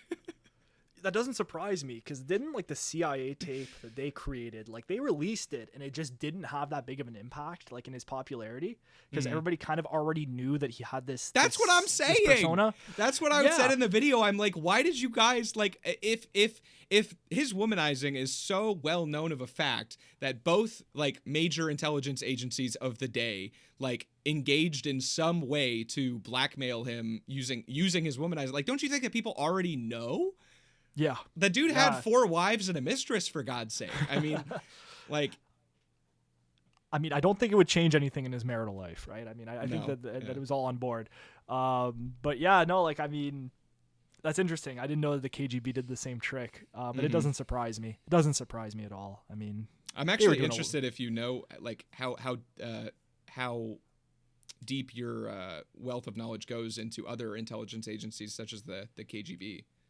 Yeah, like I honestly, like I have read some KGB history. It's not as like my knowledge of that is not as broad. I know that Beria was a real asshole, like real terrible dude, and potentially or actually proven pedophile as well. So that's definitely he's the fat guy in Death of Stalin, right?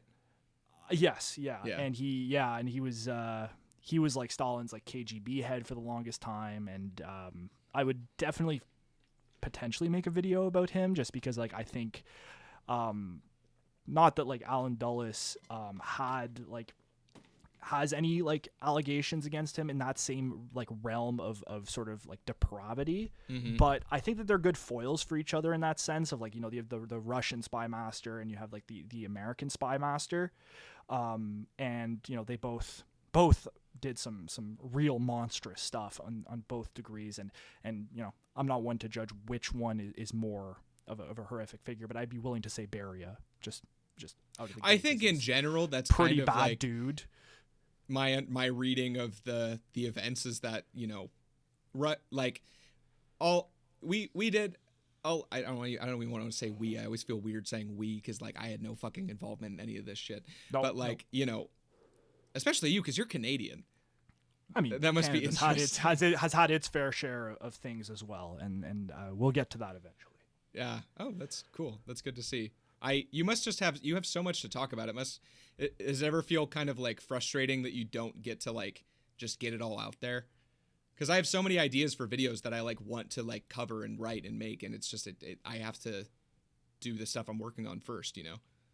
Yeah, man, like I've got such a backlog of ideas that are just ready to go, and it's like it's almost to the point where it's like I have so many ideas, and if I did have a format that was more flexible, I could cover so much more ground, but I don't think it would be at the level that I'd be comfortable uploading the videos, because like I need to be comfortable that what I'm saying is based in fact. And I can't just be going kind of off the cusp about what I know I've read in the past and I know I've heard on some random ass podcast, right? Like I can't be like, oh, like I remember hearing about this, because then that just makes my content conspiracy stuff, right? Like that's essentially it. I could go on camera and what differentiates you is just how much emphasis you put. You say if you haven't seen his Eyes Wide Open, if you haven't seen his YouTube channel, first of all, go check it out. It's Eyes Wide Open on YouTube. We already mentioned it, but just to reiterate, go check it out. It's amazing stuff. He will cite, he'll put do you still do this with the number on screen, like to the specific source in your bibliography that you're like referencing? Yeah, so I split it by chapter now. It makes it a lot easier for me. So I essentially just like it's every chapter. So usually they're split into 5 chapters, and every chapter I will sort of like cite the page numbers that I pull from each source. If there is an electronic version, I always link to it. I try to keep as many electronic sources as possible, just so it's easier for people to access. Yeah. So that's super cool, dude. That's just super respectable and super in-depth, and like something that I wish I could do. I'm just like not that type of person. Like I don't cite sources at all just because I don't even want to get into it. And like in the beginning of my videos, I technically do have a disclaimer that's like, hey, this is like for entertainment purposes first and educational purposes next. Like I'm doing my best over here, but like, this is not to be taken as fact, what I'm saying. Which I hope gets across because I'm making so many jokes all the time. I am doing my best to get the information across, but it's not like yours where it's like I feel like I'm getting like a lecture from a professional about it. Well, I mean, you're covering like you're covering the most sort of self-evident and the aspects of these things that don't need to be cited, right? Like it's the aspects that are in the public record that people understand is true. Like it brings a lot of burden off, because I think the difference is that like what you're saying is like, like for example, we'll take a random one, like the 1953 Iran coup. That's undisputedly true. Undisputed, it's understood across the globe in all major academic fields and all major academic institutions that yes, the CIA overthrew Mossadegh's government in 1953, right? It just gets a bit more complicated once you have to like get into like the nitty gritty of the why, right? Which I find like your videos, you're telling the the who, what, when, where, and then the why is maybe you'll say it in 1 line or 2 lines, but you don't really expound on it. So I generally just kind of keep it as they were trying to shit on the heads of communists, because that's just what 99% like of what I get from stuff it was just Cold War politics. Yeah, I mean, not even just communists, man. Not even just communists. Any government that's trying to like nationalize their resources at the end of the day, right? It was just which they would. I'm sure in their head they're like commie scum. Like exactly. You mentioned Lumumba. He was the one who was he was like an African nationalist. And from my reading of the literature, he tried to get assistance from the U.S. Because the Belgians, right, were trying to take back the Congo.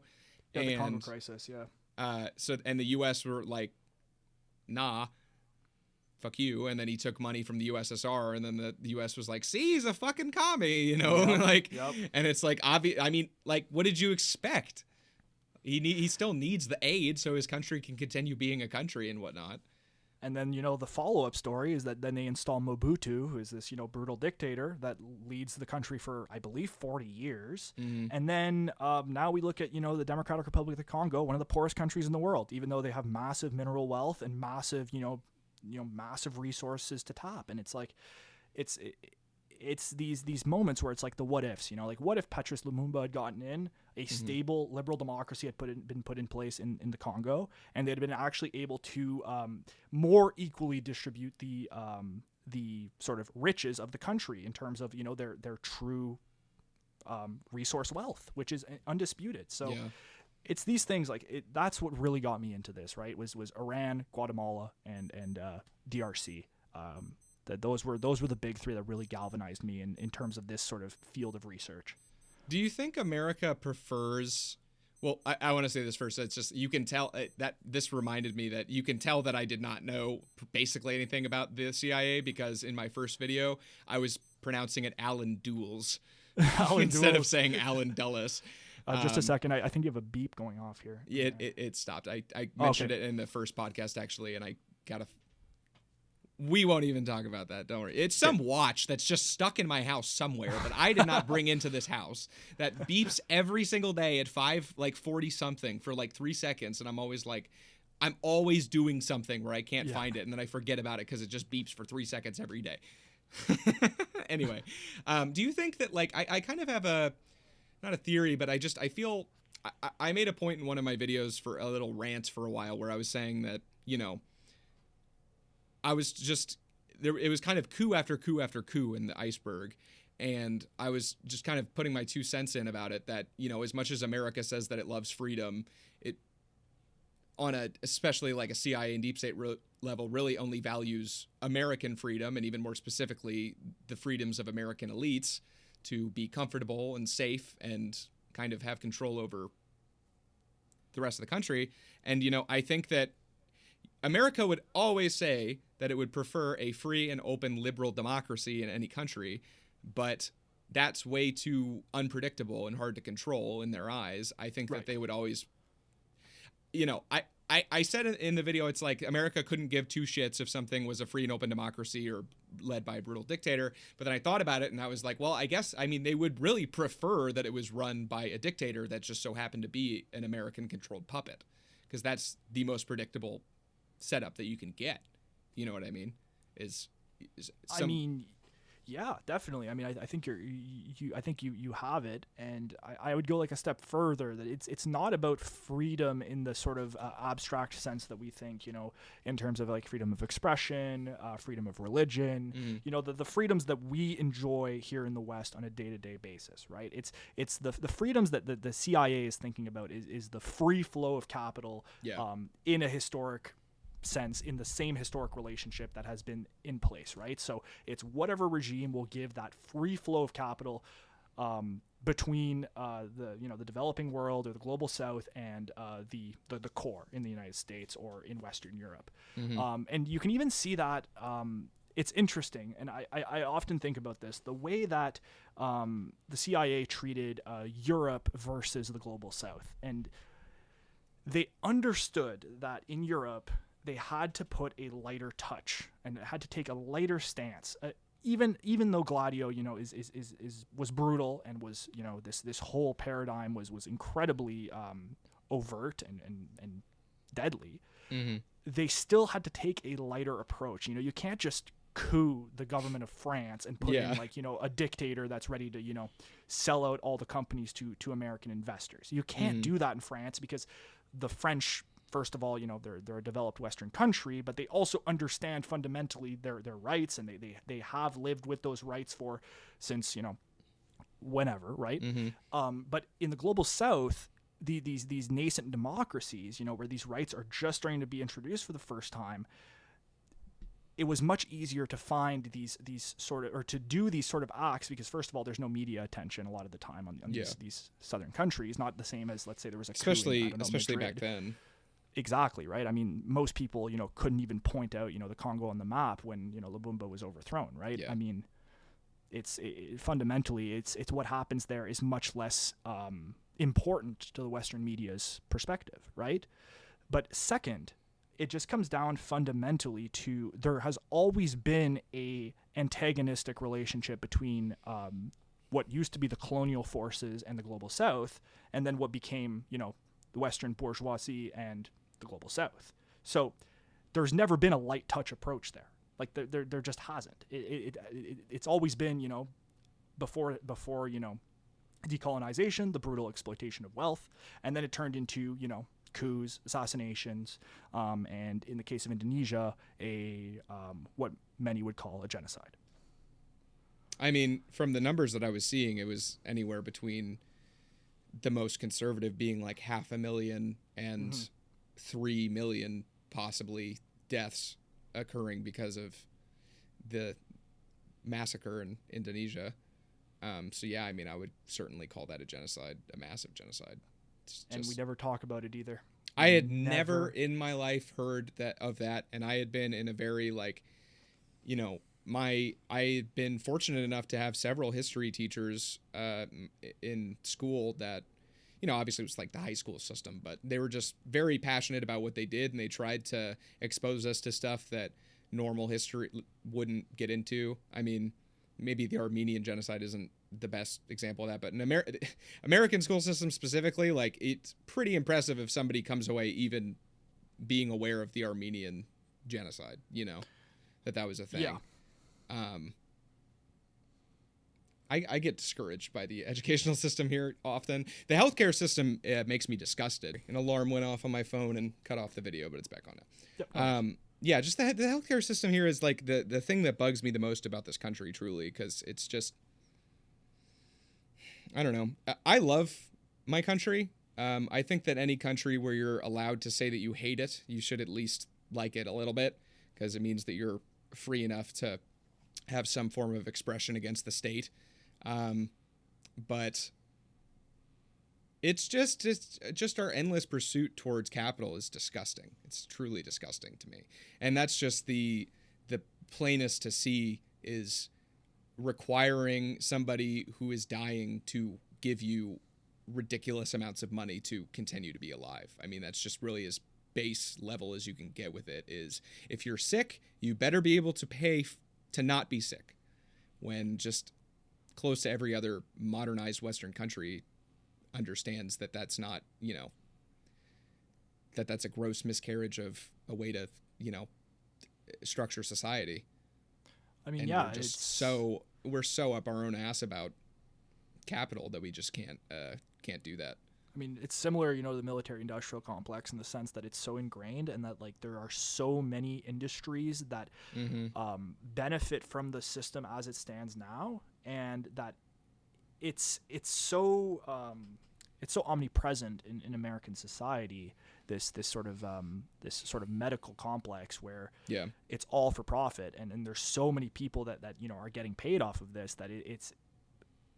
I don't even know where you start with that. And, you know, I try to avoid talking about domestic American politics just because, like, I'm not American, and I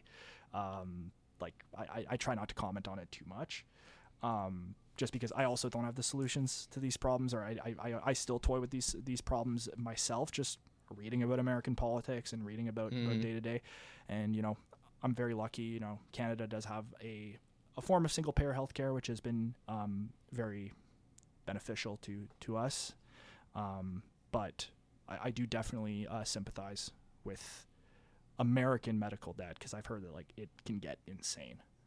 It's disgusting. That's really the only way I know how to put it, is how insane it gets. Is it takes people in the worst possible situation and says, hey, would you also like to be bankrupt? Yeah. You know, like, it's just the amount of, like, GoFundMes that are just like, hey, I have, like, stage 4 cancer, and my kids are going to be saddled with all of this medical debt. It just pisses me off to no end. It makes me really upset. And there's, I mean, the you know, medical insurance industry as well, which is, like, you know, a whole piece of this puzzle in itself, you know. Which I've heard many describe as sort of the middleman, you know, like an unnecessary middleman at the end of the day. It is, and it makes things complicated on purpose, to obfuscate from a box of Kleenex that they're being charged $20 for on the bill, you know, because of stuff like insurance companies. And in a single payer system, you know, the hospitals only have one source to negotiate with, and that's the government. And in the American system, there's many hospitals that are all businesses, and many insurance companies that are all businesses. And it's kind of a closed system where they can just kind of, like, financially jack each other off until everyone's dead. And it's disturbing. I always get upset when I think about it. Yeah, I mean, I don't blame you. But I don't blame you how is like, if you're, like, not being an American, I'm always curious how like, we are perceived in the rest of the world, and then, like, also how, you know, Americans, I think, tend to think of themselves as the center of the universe a lot of the times. Yeah. Is that kind of like a general perception that non-Americans have of us, is that we're kind of like up our own ass? Yeah, yeah. Like I actually think I break away from a lot of Canadians in this, where we have like this sort of distinct Canadian identity, especially with, like I guess liberal-leaning voters generally that try to hyper emphasize Canada's distinct uniqueness outside of the United States, just because we get so often lumped in with the United States, as being just, the biggest trade partner both ways, so close in geography. I mean, it's just inevitable, right? I mean, to have like the Western cultural center to our south it's inevitably going to draw some sort of reaction here in Canada of trying to like hyper emphasize our distinctness. And personally, like I actually have a fairly positive view of American culture and American society. I've read so much about the United States that I kind of have gained like a bit of a kindred spirit with like the United States in general, just because it is my main research topic. I'm fascinated by American culture in general. Like Have you ever been here? Yes, I have. I visited the U.S. quite a bit. I visited New York, I visited Florida, and I visited California. I still haven't even made it to California. Well, yeah. No, that's not true. Never mind. Yes, I have. I've just not made it to Southern California, which is kind of the America of California. It's like, it just seems like it's its own. You know what I mean? I feel like if anywhere in the U.S. like is up its own ass about like entry into the U.S., it's Southern California. Yeah, like I was there a long time ago. But what really stuck with me, and it's funny because like Canada's the same way, but this is just times 10, is just like the sort of car centric. Oh yeah, God, I hate it. Yeah. Culture there, it was shocking to see, to even as somebody that lives in traffic, like to see that like at like tenfold. It's incredible. It's because like LA used to have very competent public transit and very competent streetcar systems that all got torn out in the 50s, I believe, because of the like the construction of American highways and interstates. Which is a shame, because I think public transit's very important, and it's something that I advocate a lot for myself. But yeah, I don't think that people should be forced to have a thousands of dollar, possibly tens of thousands of dollars vehicle of, just this thousands of pounds of metal that you have to hurl through space at like 60 or 70 miles per hour to participate in society. I think that concept is ridiculous. Being in Texas, which is not a place I used to live in before, they also have taken it to a ridiculous extreme. Everywhere is at least, it feels like everywhere is at least 20 minutes away by car here when I want to get like anywhere. And it's like Austin, like it's like the most like centralized city that they have here. So it's just it's a bummer. I lived in Oregon for a bit, and their public system, it's bikeable, by American standards, and it was really good. But here it's God, it's awful. I'm surprised it's not the same in Canada. I grew up in Alaska mostly, and so I know how things can be kind of spread out and cold, and I would think that you guys would also have a pretty sizable car culture.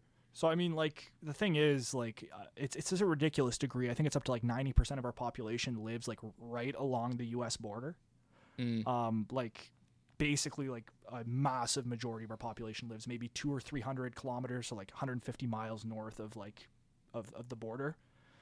Maybe more like 500 kilometers, so, like, 300 miles. But anyways, point being, like, we do have that open wilderness like you saw in Alaska, but most of our population, like the vast majority, live in like the urban centers of like southern Ontario, central Quebec, or like eastern to central Quebec, and like the greater Vancouver area, Calgary. Yeah, I see.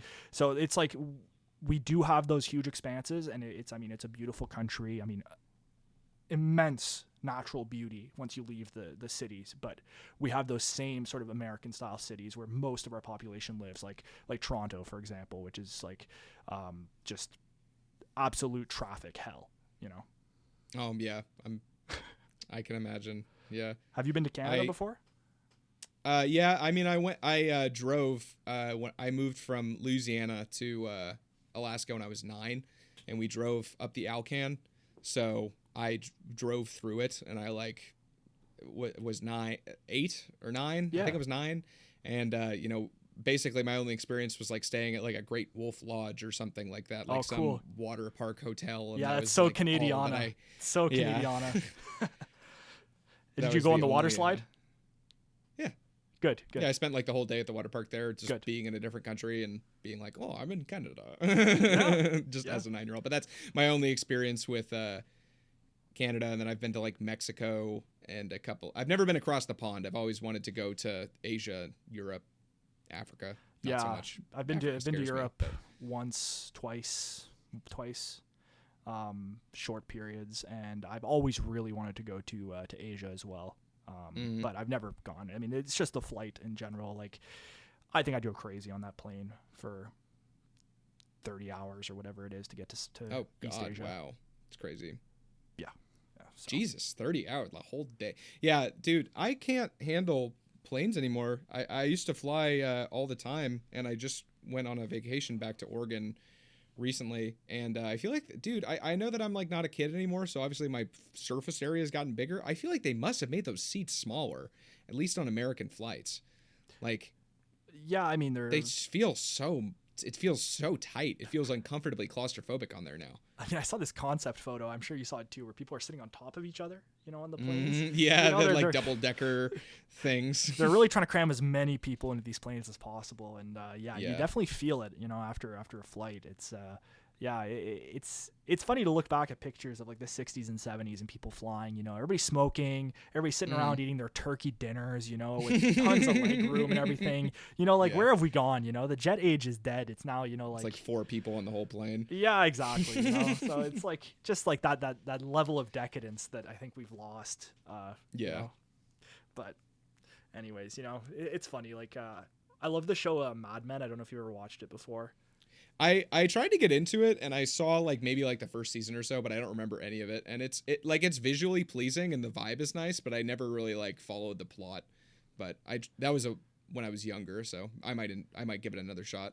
Yeah, like it's a great show, but like it's not for everyone in that sense. Like it is quite slow in terms of TV, but like the main takeaway. I'm ADHD, like I said. I'm very like low attention span. Yeah, like it's definitely a slow burn. But like the main takeaway, and I think what the show does the best, is just its portrayal of smoking and how omnipresent it was everywhere. Like how these guys are all just sitting around in boardrooms just like smoking it up. It must have smelled crazy everywhere. I think you just would have gone nose blind to it at some point, but yeah, that's another reason I probably can't watch it, because I would. I got a nicotine lozenge in right now. I'm like sort of a former smoker, vapor. I still do it socially as often as I can, because my girlfriend has also quit, so she like keeps me in line. But yeah, that would make me go crazy if I saw a cigarette every 10 seconds on screen. Well, you know what I always say, right? Is that quitting smoking is the easiest thing in the world. I've done it 100 times. Yeah. Like I'm on and off again in terms of vape now, and it's like it's a real struggle. It's like nicotine's a hell of a drug. Like it's like the little demon in the brain that's always there. It's always there. Even like I've quit for 6 months before, and even you'll get 6 months in, and I'm sure like listeners and I'm sure you can relate with this, where you'll be like at a party or whatever, or out to a bar for drinks, and you'll be outside and everybody's enjoying a cigarette, and it's like, even though I haven't had it for 6 months, that craving is still there, and it's pretty much as lucid as it was, when first quitting. It's a real tricky one. The only way to get around it is just never to do it. That's the thing. Yeah, and it was disgusting to me before I had ever done it. Of course, like cigarettes smelled disgusting. My mom smoked cigarettes when I was growing up. Yeah, and it was disgusting. It smelled disgusting and maybe nauseous and stuff, and now it's like I literally salivate when I smell a cigarette often. Like my body literally gets like has a hunger response toward how much I want a cigarette, especially if I'm drunk. If I've been drinking, then like it's game over. And especially, and there's nothing like a cigarette in the winter either. Like now that I've lived in Texas, it's been slightly easier, but like growing up in Alaska, there is just something about it being super cold and having a cigarette and some coffee is really nice. Oh, the cigarette and coffee. Yeah, that's an undefeated combo. And there's nothing better, and this is the worst thing to say in the world, but I'm going to say it anyways. There's nothing better than being off of nicotine for a couple of months and then hacking a cigarette. What does hacking mean? Oh, this is some Canadian slang, like smoking a cigarette, you know? Hacking a dart? Yeah, hacking a darty, yeah. Oh, hacking a dart. Cheeky darty party, you know? It's like, you know? We had a bit of that lingo in Alaska, like some of it carried over, like Ferda. I thought that was the thing that people said in the States, and it's not. Oh, yeah, that's some real, like frat boy shit. Yeah. A particularly frat boyish Alaskan hockey player in my school actually had a custom pair of Nikes that said Ferda Boys on each foot.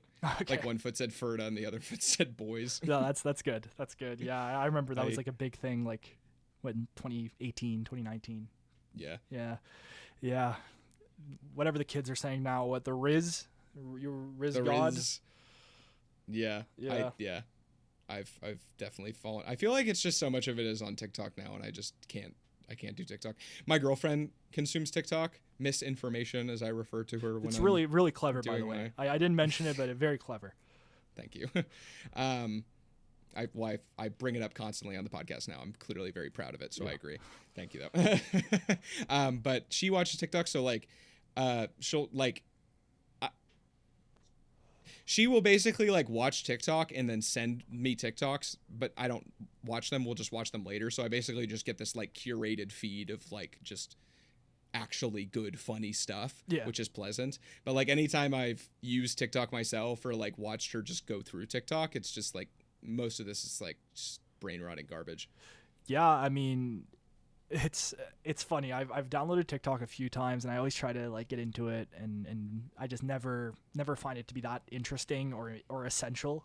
You know, it's like it's just background noise at the end of the day, like algorithm poop. You know, like just get as many people to scroll. And I've never even dabbled in like YouTube shorts. I've seen you've done a couple of those, or you've clipped some of your videos into shorts.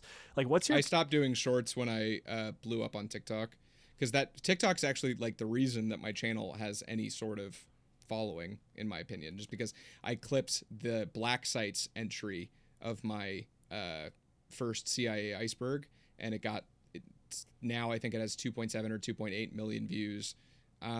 That's crazy, man. And most of those were from like within a couple of days of upload. So like it just drove a whole bunch of traffic over there. So now I kind of, especially like some videos are just like wholly one topic, like the KGB AIDS video that I did in between, the Operation Infection video was just one topic. So I can't really like cut it up into shorts or TikToks. And I just don't even mess with YouTube shorts because they have to be like under a minute long, and that's just not. And plus, I'm already on YouTube. Like, I want the exposure from somewhere else. TikTok just has a much better algorithm for that kind of stuff. So I thought about it. I intentionally kind of write the iceberg entries to be kind of like I could just clip it and the context is there, so I can post it on TikTok instead of assuming that people have seen the entire iceberg or like all the entries in the video up to that point. I try my best to at least have the intro be like catchy, like catching, even though it's the middle of the video, because I know that they're going to be on TikTok. Yeah, I mean, as far as like smart. money goes, TikTok hasn't been that great. I've made like $100, but that's like, if I was like monetized on TikTok when I posted that Black Sites video, it would have generated like 2.8 grand. It's about like a $1 CPM. That's pretty TikTok. Good though. Yeah, or RPM, I guess, $1 RPM. I mean, I've always thought about using it just as an advertisement. I mean, I hate to make you like feel. I wouldn't want to make you feel some type of way about like kind of missing out on these views. I know where this is going. I mean, you would have a lot of money. I know where this is going. Yeah, and I've done the trust me, man. I've calculated how much money I've lost from those videos, and that's even just considering that they would have gotten monetized. Operation Sunset maybe would have. I don't think that the Blue Suite one would have. I don't think it would have. Honestly. If you're concerned about that, which, I love doing what I do and I want to do it professionally very badly. But yeah, you can just, you can mess around with it a little bit with the check system once you are monetized, and just make sure that your videos, like, they'll be monetized, if you just, if you force the manual review or whatever. Like, yeah. And then, yeah, just that knowing that I'm going to get paid for my hard work is just essential. Because I had the same thing where I've missed out on thousands of dollars, probably not, maybe $7 or $8 grand. Yeah. Maybe from demonetization, but I've still also made quite a bit of money from the rest of the views on the videos that weren't demonetized. And also, if a video is demonetized but you are monetized, you still do get the revenue from YouTube Premium. Oh yeah, I've always wanted to do that with like YouTube memberships. I feel like that's a feature that I'm really missing out on, and I always had this question, and I guess it's just a quick Google search, but it's like, do you just get that? Like, how does that membership button appear like on your account? Do you have YouTube membership like set up on yours?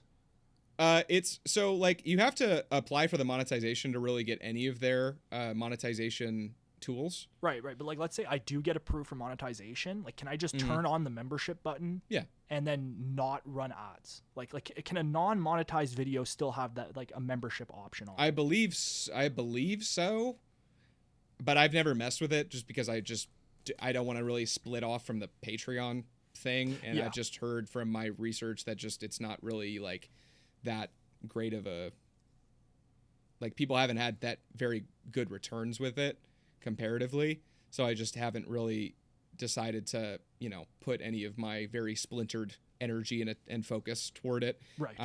But yeah, I mean, it's like on the earn page to like set up. I just haven't done it, like the channel memberships thing. Yeah. Interesting. But I mean, I totally understand wanting to have the content be ad free also, like, because it's, I don't know. It's very I respect the hell out of the fact that you haven't monetized it yet. it could never be me. Yeah, like, I mean, like, I was so quick, like, as soon as I hit 1,000 subscribers, to press that button and like get everything reviewed. I mean, I kind of knew going into this, like, it's a pipe dream for this to turn into a job anytime soon. Like, I felt that way from the beginning. It was a hobby, first of all, and it still remains to this point a hobby that people have been nice enough to support me financially with. Yeah. It's nothing more. Like, if I stopped uploading tomorrow, I would be fine, and I kind of do appreciate that flexibility as well, not being like financially dependent on this at this point, just because I don't know what the future of my channel is going to be like. I mean, hell, like, I've been growing pretty successfully at this point, and I've been like very, very grateful to even be able to keep these videos up on YouTube as they are now, as I just think that it is important information for people to know, just fundamentally. Like, I do believe that as well. Like, that even if I don't make a cent, like, this is information I think people should know, and I think it helps understand, You're doing a public service by uploading what you do. I hope so, and I hope that people do learn new things and do start to look at things more critically, and maybe start to think about things that they never thought about before, right? And at the end of the day, like, I have never come into this thinking about like making this a full-time job as it is, and I hope that maybe one day I'll be so fortunate to find that way. I think monetization, as you said, is a great avenue to do that, and I think I will look into it after you've been very persuasive. But at the same time, like, I am very, very hesitant about losing my ability to upload videos on YouTube. I very much understand it. For most of my videos, like, that are demonetized, I haven't manually reviewed them for fear that, they would be age restricted or, God forbid, like, taken down and stuff. But it has to be really bad, like, for YouTube to like take a video down fully. Like, it has to be, and just I don't know, it speaks to how much you care about what you do and the videos that, like, you just haven't gone down that avenue yet with monetizing. And I am, not necessarily even trying to be persuasive, just kind of like with my experience about it, I think that it would be advantageous for you to do it, simply in that you have more checks and more connections to YouTube after you do it. But I just hope that I don't get, like, something like bad doesn't happen and you, like, blame me forever as the one that, like, convinced you to monetize. No. I hope it goes well for you, brother. No, and it'll be nice once you get the paycheck from the views. It's really something else. Yeah, I bet. And really, like, it also comes down to this, and like we haven't talked about this yet, but like I technically don't own anything I make. Like it's all footage that I did not record. It's very, very it's very vulnerable to let's say, you know, one of the archives I use, which I will not name, decide to come down on me and say, hey, listen, you haven't paid any of the licensing fee for any of this material, right? And at the end of the day, like, I would have to take it down. Like, it would just be over. So if I'm not making any money off of YouTube, it is simply there. Like, the only money I make is that it's released early to patrons at this point, right? That's it. And that is a closed platform. It'll come out for free on YouTube. It's a bit of a gray area, but as it stands now, like, if I start monetizing this and start making money off of it, I think that the worry that then these owners of this content or of this footage come after me actually grows. Well, that is a angle that I had not considered, because I mean, I use a lot of content that I don't own in my videos as well, but I like to think that it falls under transformative, creative. You know, I like to license. as well. I like to as well, but I've heard some horror stories. For sure. You're definitely being very reserved about it. I say go for it, and it's like, you know, I don't know. I say go for it. Yeah. I think the risk is worth the reward, but I've always been a risk taker, so I do some pretty stupid shit. I mean, you'll notice every single frame that I use, I basically like put a bunch of text over it. Like it's just like splattered with a bunch of other shit. So it's like if it's it at least adds one element of transformation, you know, like I'm putting some text on it, like I'm putting some pictures on it, like that's smart. It's something else. But anyways, you know, it's something I'll have to think about, and I think that I think ultimately I will take your advice on this. Well, best of luck with that. I think that's probably a good note to end it on. Yeah, mostly because I'm full of pee. No, fair enough, man. I could talk to you forever, and we should definitely have one of these again. Definitely come on the podcast. No, yeah, again no, sometime. I'd love to. It was great chatting. It was great chatting off the cuff, you know, and we didn't really get too much into Kennedy, which we talked about it for like that's just kind of how my podcasts are. They're very like conversational. That's how I like to listen to my podcast for the most part. It was great. No, I mean, I think conversation, like, you know, flowed really great, and it was great to finally talk to you in person. You know, I feel like we've been talking over you know, DMs for a while, so it's good to finally, you know, be able to converse and share stories. And I guess what do you, I guess, just to end on one question for you, like, what do you think the next year of your channel entails, without giving out too much details or pigeonholing yourself at all? Like, where do you think you're going?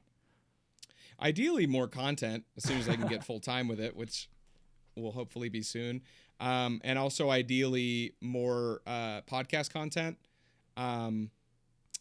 I want to kind of have like a regular podcast once I'm hopefully moving back to Oregon. Yeah, more content. I hope to have like a regular podcast with my friends over where I'm moving back to. One of them works at like a radio station for the university there, so we'll be able to actually go to a proper studio and, like, you know, have like a real podcast. That's dope. So yeah, I'm looking forward to that. I'm hoping to have more of that, especially as I have more free time to kind of do this side stuff. But yeah, just hopefully more uploads, more of me out there, more fan outreach, hopefully. And ideally moving a bit more towards general funny history and stuff as opposed to just the CIA. Right. Yeah. I mean, and I imagine, I hope that the trajectory of your channel is also just similar, that you eventually get to have some more time to make some more content, because your stuff is really is necessary information. I would say that. Well, thanks, man. Yeah, you know, I hope to branch away from the CIA a little bit as well. Obviously, still in these sort of like, kind of like parapolitics kind of like vein, but I do hope to be able to talk about other things. Like, I really want to talk about Kennedy and Nixon, so hopefully I get to do that soon. Yeah, that'll be cool. Yeah. I'm stoked for that. All right, man. Well, let's definitely schedule out something else when we both have some time again, because I really enjoyed this. For sure, yeah. I mean, I'm good to do this. You know, pretty flexible about doing this any other time. I mean, it's much easier than making a video, that's for sure.